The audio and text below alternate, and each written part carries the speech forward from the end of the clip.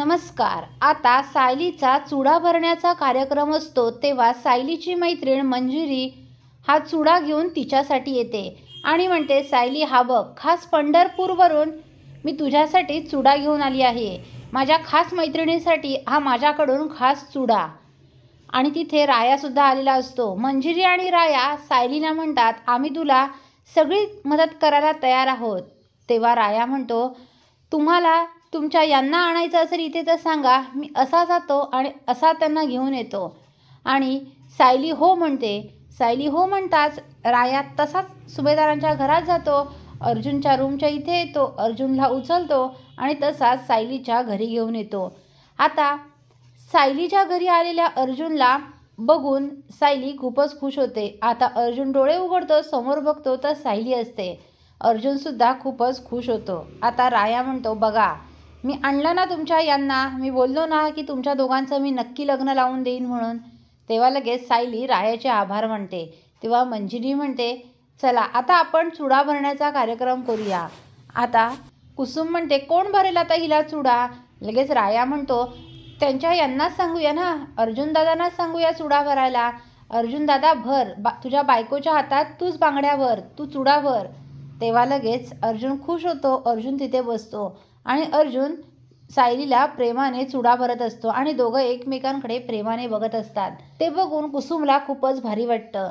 तर इकडे आता कल्पनाही अर्जुनच्या रूममध्ये येते त्याला जेवण घेऊन आणि समोर बघते तर अर्जुन नसतो.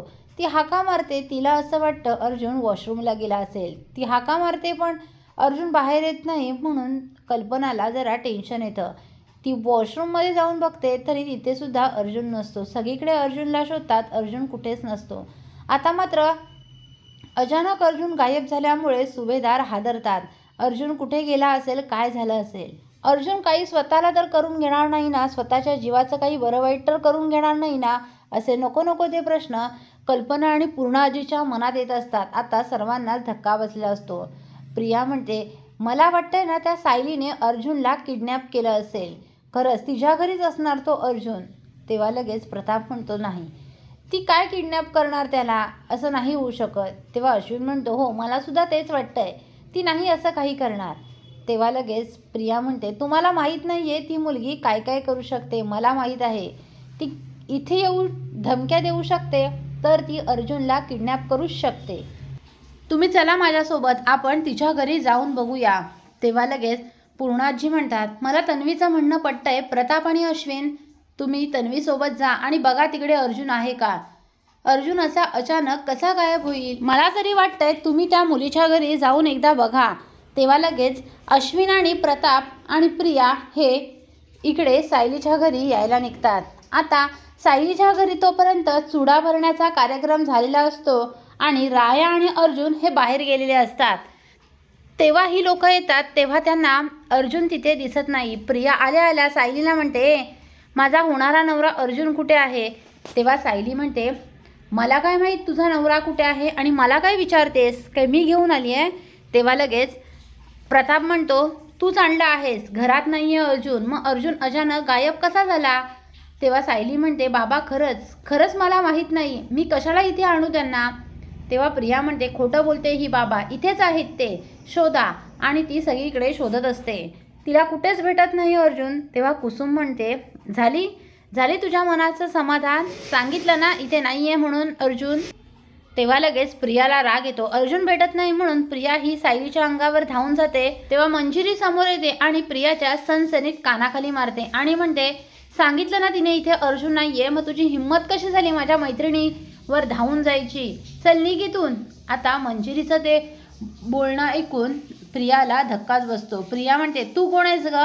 तेव्हा मंजिरी म्हणते, मी सायलीची मैत्रीण आहे, तिने सांगितलं ना इथे अर्जुन नाही आहे म्हणून, मग नाही आहे, चल जा निघा इथून. आणि मंजिरी सगळ्यांना हाकलून देते. तेव्हा कुसुम म्हणते, वा मंजिरी, काय डेअरिंग केलीस ग तू? तेव्हा सायली म्हणते, पण कुसुमताई इथे बाबा आले होते, मला बाबांचा नमस्कार करायचा होता. तेव्हा लगेच कुसुम म्हणते, त्यांच्यासोबत कोण आलं होतं माहीत आहे ना, ती नालायक प्रिया. त्यांच्यासोबत असताना अशा गोष्टी घडतील का, असं तुला वाटतं का सायली? ती असं काहीच होऊ देणार नाही. आणि तू जरी त्यांना नमस्कार केला असतास तरी त्यांनी तुला काही आशीर्वाद दिला नसता. ते लोक निघून जातात, त्यांना काही अर्जुन तिथे भेटत नाही. तेव्हा अश्विन म्हणतो, मी बोललो होतो इथे दादा नसेल म्हणून, आणि ते तिघही तिथून निघून जातात. त्यानंतर ते गेल्यावर राया आणि अर्जुन परत तिथे येतात. तेव्हा अर्जुनने सायलीसाठी गजरा आणलेला असतो. तो गजरा बघून सायली खूपच खुश होते आणि सायलीने आता मस्त गेम करून अर्जुनच्या हातूनच चुडा भरून घेतलेला असतो. पुढील अपडेट पाहण्यासाठी व्हिडिओला लाईक आणि चॅनलला सबस्क्राईब करायला विसरू नका. थँक्यू.